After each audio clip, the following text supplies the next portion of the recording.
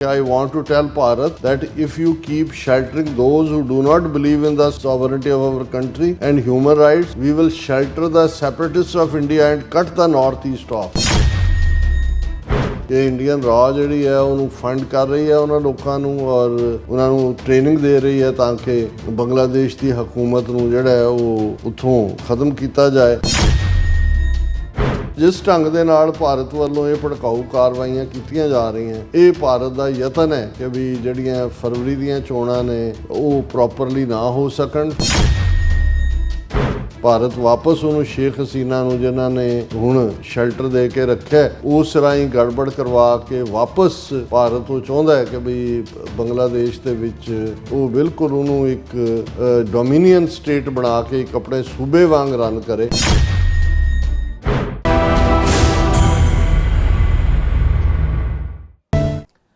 Viewers welcome back to program. So viewers ਗੱਲਬਾਤ ਕਰਨ ਜਾ ਰਹੇ ਹਾਂ ਕਿ 54 ਸਾਲ ਪਹਿਲਾਂ ਭਾਰਤ ਨੇ ਫੌਜੀ ਤਾਕਤ ਦੀ ਵਰਤੋਂ ਕਰਕੇ ਪਾਕਿਸਤਾਨ ਨੂੰ ਦੋ ਹਿੱਸਿਆਂ ਵਿੱਚ ਵੰਡ ਕੇ ਬੰਗਲਾਦੇਸ਼ ਦਾ ਨਵਾਂ ਜਿਹੜਾ ਮੁਲਕ ਹੋਂਦ ਵਿੱਚ ਲਿਆਂਦਾ ਸੀ ਔਰ ਭਾਰਤ ਵੱਲੋਂ 16 ਦਸੰਬਰ ਦਾ ਦਿਨ ਵਿਜੇ ਦਿਵਸ ਵਜੋਂ ਮਨਾਇਆ ਜਾਂਦਾ ਹੈ। ਸੋ ਇਹ ਕੁਦਰਤ ਦਾ ਕ੍ਰਿਸ਼ਮਾ ਹੀ ਹੈ ਕਿ 54 ਸਾਲ ਪਹਿਲਾਂ ਬਾਅਦ ਉਹੀ ਜਿਹੜਾ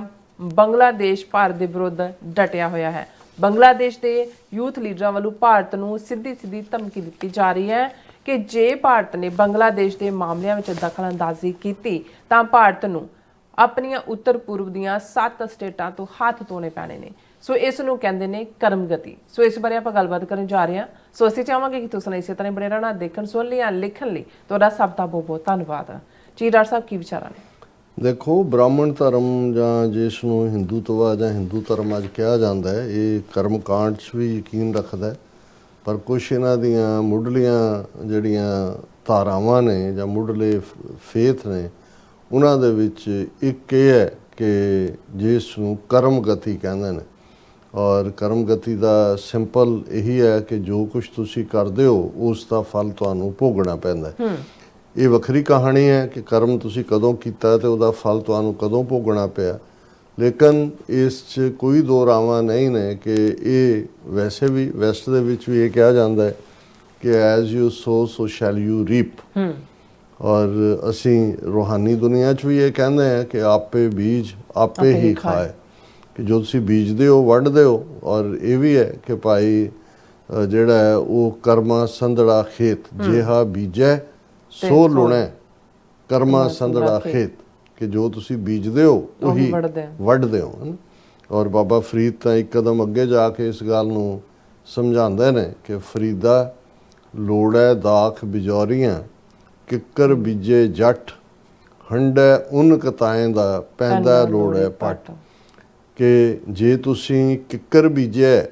ਤੇ ਤੁਸੀਂ ਬਿਜੌੜ ਦੀਆਂ ਦਾਖਾਂ ਜਾਂ ਅੰਗੂਰ ਉਹ ਐਕਸਪੈਕਟ ਨਹੀਂ ਕਰ ਸਕਦੇ। ਜੋ ਤੁਸੀਂ ਜੇ ਕਿੱਕਰ ਬੀਜਿਆ ਤੇ ਕਿੱਕਰ ਹੀ ਵੱਢੋਗੇ।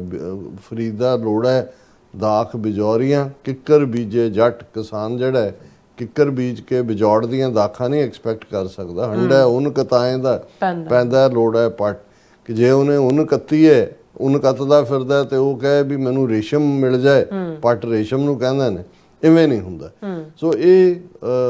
ਹਰ ਇੰਡੀਵਿਜੂਅਲ ਜ਼ਿੰਦਗੀ 'ਚ ਵੀ ਹੁੰਦਾ ਹੈ ਕਿ ਬਹੁਤ ਵਾਰ ਨੋ ਮੈਟਰ ਤੁਸੀਂ ਕਿੰਨਾ ਕੋਈ ਬੁਰਾ ਕਰਮ ਲੁਕ ਲੁਕੋ ਕੇ ਕਰਦੇ ਹੋ,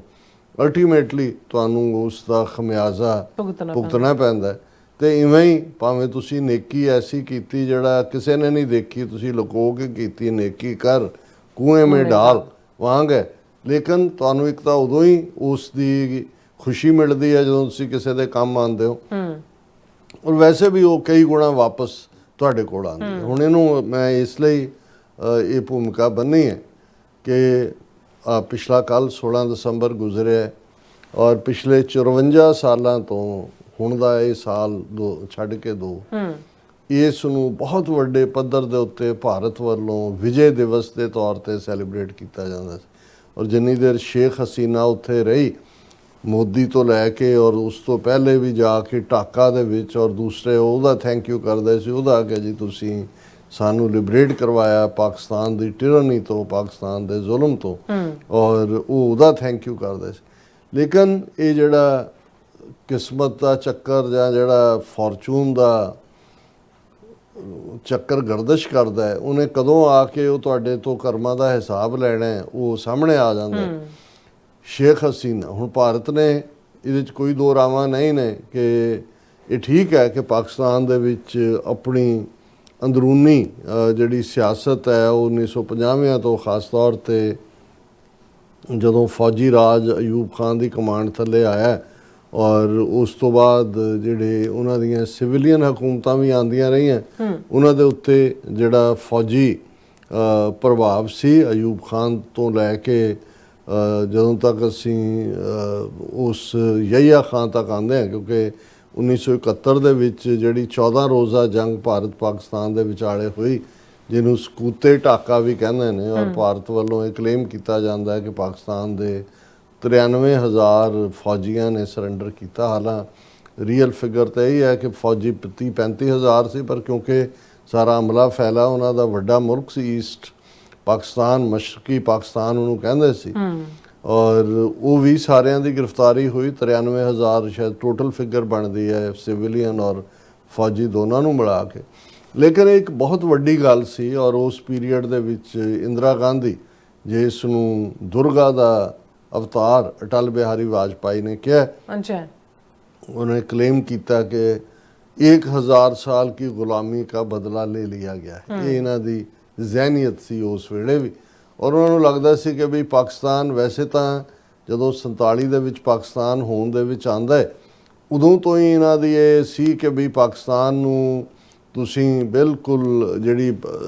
ਜਿਹੜਾ ਉਹਨਾਂ ਦਾ ਸ਼ੇਅਰ ਬਣਦਾ ਸੀ, ਜਦੋਂ ਇੱਕ ਅੰਗਰੇਜ਼ ਇੱਕ ਐਜ਼ ਏ ਅੰਪਾਇਰ ਸੇ ਵਿਚਾਲੇ ਕਿ ਭਾਈ ਨੇ ਉਹ ਜਿੰਨਾ ਕੁ ਬਣਦਾ ਸੀ ਉਹ ਦੇਣ ਤੋਂ ਨਾ ਕਰ ਦਿੱਤੀ। ਐਕਸਪੈਕਟ ਕਰਦੇ ਸੀ ਕਿ ਪਾਕਿਸਤਾਨ ਬਿਲਕੁਲ ਇਕਨੋਮਿਕਲੀ ਡਿੱਗ ਪਏਗਾ ਔਰ ਅਲਟੀਮੇਟਲੀ ਸਾਡੇ 'ਚ ਹੀ ਆ ਕੇ ਰਲ ਜਾਏਗਾ। ਔਰ ਜਦੋਂ ਬੰਗਲਾਦੇਸ਼ ਨੂੰ ਤੋੜਿਆ, ਉਦੋਂ ਇਹਨਾਂ ਨੂੰ ਲੱਗਦਾ ਸੀ ਵੀ ਦੂਸਰਾ ਹਿੱਸਾ ਤਾਂ ਉਹੀ ਇੱਕ ਦੂਜੇ ਦੀ ਬਲੇਮ ਗੇਮ ਵੀ ਹੋਏਗੀ ਔਰ ਅਨਸਟੇਬਲ ਹੋਏਗਾ। 93,000 ਬੰਦਾ ਉਹਨਾਂ ਦਾ ਅਸੀਂ ਰੱਖਿਆ, ਮਨਮਾਨੀਆਂ ਸ਼ਰਤਾਂ ਦੇ ਉੱਤੇ ਉਹਨਾਂ ਨੂੰ ਸਰੈਂਡਰ ਕਰਵਾਇਆ, ਔਰ ਇਵੇਂ ਹੀ ਜਿਹੜਾ ਉਹਨਾਂ ਦੀ ਪ੍ਰੈਸਟੀਜ ਵੀ ਖਤਮ ਹੋਈ ਹੈ, ਫੌਜ ਦਾ ਵਕਾਰ ਵੀ ਪਾਕਿਸਤਾਨ ਦੇ ਖਤਮ ਹੋਇਆ। ਔਰ ਇਸ ਸਾਰੇ ਨੂੰ ਹੀ ਬਹੁਤ ਸੈਲੀਬ੍ਰੇਟ ਕੀਤਾ ਗਿਆ। 1971 ਨੂੰ ਜਿਹੜਾ ਵਿਜੇ ਦਿਵਸ ਦੇ ਤੌਰ 'ਤੇ ਅੱਜ ਤੱਕ ਵੀ ਮਨਾਉਂਦੇ ਰਹੇ, ਔਰ ਉਹਨਾਂ ਨੂੰ ਸੀ ਕਿ ਵੀ ਇਹ ਜਿਹੜਾ ਬੰਗਲਾਦੇਸ਼ ਹੈ ਇਹ ਸਾਡੀ ਇੱਕ ਸਟੇਟ ਵਾਂਗ ਹੀ ਆਪਰੇਟ ਕਰੇਗਾ। ਇੱਥੇ ਜਿਹੜਾ ਵੀ ਮੁਜੀਬੁਰ ਰਹਿਮਾਨ, ਜਿਸ ਨੂੰ ਬੰਗ ਬੰਧੂ ਕਿਹਾ ਜਾਂਦਾ ਸੀ, ਉਸ ਦੇ ਹੱਥ ਪਾਵਰ ਆਈ। ਲੇਕਿਨ ਬਹੁਤ ਜਲਦੀ ਜਦੋਂ ਸ਼ੇਖ ਮੁਜੀਬੁਰ ਰਹਿਮਾਨ ਔਰ ਉਸ ਦਾ ਟੱਬਰ ਬਿਲਕੁਲ ਇੰਡੀਅਨ ਏਜੰਸੀਆਂ ਦੀ ਖੇਡ ਖੇਡਣ 'ਤੇ ਹੀ ਆ ਗਿਆ, ਤੇ ਉਸ 'ਚ ਕੂ ਹੋਇਆ ਫੌਜ ਦਾ, ਉਹਨਾਂ ਦਾ ਸਾਰਾ ਟੱਬਰ ਮਾਰਤਾ ਸ਼ੇਖ ਮੁਜੀਬ ਦਾ। ਇਹ ਦੋ ਭੈਣਾਂ, ਸ਼ੇਖ ਹਸੀਨਾ ਔਰ ਇਹਦੀ ਇੱਕ ਹੋਰ ਭੈਣ ਹੈ, ਇਹ ਬਾਹਰ ਇੰਡੀਆ ਕੇ ਕਿੱਥੇ ਆਈਆਂ ਹੋਈਆਂ ਸੀ, ਇਹ ਬਚ ਗਈਆਂ। ਲੇਕਿਨ ਫਿਰ ਫੌਜੀ ਜ਼ਿਆਉਰ ਰਹਿਮਾਨ ਦੇ ਥੱਲੇ ਉਹਨਾਂ ਦਾ ਕੰਟਰੋਲ ਆਇਆ, ਸੋ ਅਲਟੀਮੇਟਲੀ ਉਹਨੂੰ ਵੀ ਉਹਦੀ ਵੀ ਡੈਥ ਹੋਈ ਜਾਂ ਕੀ ਹੋਇਆ। ਫਿਰ ਇਹਨਾਂ ਸ਼ੇਖ ਹਸੀਨਾ ਔਰ ਦੂਸਰੀ ਜਿਹੜੀ ਹੈ ਬੀਬੀ ਉਹਦੀ ਜ਼ਿਆਉਰ ਰਹਿਮਾਨ ਦੀ, ਸ਼ੇਖ ਜ਼ਾਇਦਾ ਕੀ ਬੀਬੀ ਦਾ ਨਾਂ ਹੈ, ਉਹ ਤੋਂ ਬਿਮਾਰ ਹੈ ਬੜੀ ਸੀਰੀਅਸ, ਖਾਲਿਦਾ ਜ਼ਿਆ, ਇਹਨਾਂ ਦੇ ਵਿੱਚ ਹੀ ਕੰਪੀਟੀਸ਼ਨ ਰਿਹਾ। ਕਿਉਂਕਿ ਪਰ ਖਾਲਿਦਾ ਜ਼ਿਆ ਫਿਰ ਵੀ ਜਿਹੜੀ ਇਹ ਨੈਸ਼ਨਲਿਸਟ ਸੀ, ਬੰਗਲਾਦੇਸ਼ ਦੇ ਇੰਟਰਸਟ ਉਹ ਭਾਰਤ ਨੂੰ ਨਹੀਂ ਸੀ ਵੇਚਦੀ,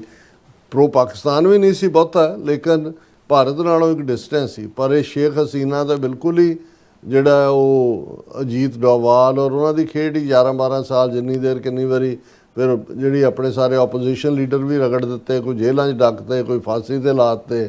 ਔਰ ਚੋਣਾਂ ਰਿਕ ਕਰਨੀਆਂ ਸ਼ੁਰੂ ਕਰਤੀਆਂ, ਕਰਪਸ਼ਨ ਰੱਜ ਕੇ ਸਾਰੇ ਟੱਬਰ ਨੇ ਕੀਤੀ। ਐਂਡ ਇਵੈਂਚੁਅਲੀ ਜਿਹੜਾ ਪਿਛਲੇ ਪੀਰੀਅਡ ਦੇ ਵਿੱਚ ਅਸੀਂ ਦੇਖਿਆ ਕਿ ਬੰਗਲਾਦੇਸ਼ ਕਿਵੇਂ ਕੂ ਹੋਇਆ, ਸਟੂਡੈਂਟਸ ਯੂਨੀਵਰਸਿਟੀਆਂ 'ਚੋਂ ਨਿਕਲੇ, ਉਹਨਾਂ ਦੇ ਉੱਤੇ ਗੋਲਾਬਾਰੀ ਕੀਤੀ ਗਈ, ਪਰ ਉਹਨੂੰ ਵਿਦਇਨ 24 ਆਵਰਸ ਸ਼ੇਖ ਹਸੀਨਾ ਨੂੰ ਦੌੜ ਕੇ ਜਹਾਜ਼ ਲੈ ਕੇ ਭਾਰਤ ਦੇ ਵਿੱਚ ਆ ਕੇ ਟਿਕੀ। ਹੁਣ ਉੱਥੇ ਜੇ ਟਿਕ ਕੇ ਬਹਿ ਜਾਏ, ਕਿਉਂਕਿ ਹੋਰ ਤਾਂ ਕਿਸੇ ਮੁਲਕ ਨੇ ਉਹਨੂੰ ਅਸਾਈਲਮ ਦੇਣ ਤੋਂ ਨਾ ਕਰ ਦਿੱਤੀ, ਲੇਕਿਨ ਭਾਰਤ ਉਸ ਨੂੰ ਬਿਠਾ ਕੇ ਉਹਦੇ ਤੋਂ ਉਵੇਂ ਹੀ ਸਾਜ਼ਿਸ਼ਾਂ ਕਰਵਾ ਰਿਹਾ ਜਿਵੇਂ ਦਲਾਈ ਲਾਮੇ ਨੂੰ ਬਿਠਾਇਆ ਹੋਇਆ, ਔਰ ਤਿੱਬਤ ਔਰ ਚੀਨ ਦੇ ਖਿਲਾਫ ਕਾਰਵਾਈਆਂ ਔਰ ਗਵਰਨਮੈਂਟ ਇਨ ਐਗਜ਼ਾਈਲ ਤੇ ਇਹ ਉਹ ਦਲਾਈ ਲਾਮੇ ਤੋਂ ਕਰਵਾਈ ਹੋਈ। ਹੁਣ ਇਸ ਮਾਮਲੇ ਦੇ ਵਿੱਚ ਬੰਗਲਾਦੇਸ਼ੀ ਜਿਹੜੇ ਨੇ ਉਹ ਬਹੁਤ ਜ਼ਿਆਦਾ ਐਜੂਕੇਸ਼ਨ ਵੀ ਹੈ, ਲਿਟਰੇਟ ਲੋਕ ਨੇ, ਔਰ ਉਹਨਾਂ ਨੂੰ ਇਹ ਨਜ਼ਰ ਆ ਰਿਹਾ ਵੀ ਭਾਰਤ ਸਾਨੂੰ ਇੱਕ ਕਾਲੋਨੀ ਬਣਾ ਕੇ ਹੁਣ ਤੱਕ ਸ਼ੇਖ ਹਸੀਨਾ ਰਾਹੀਂ ਰੱਖ ਰਿਹਾ ਸੀ,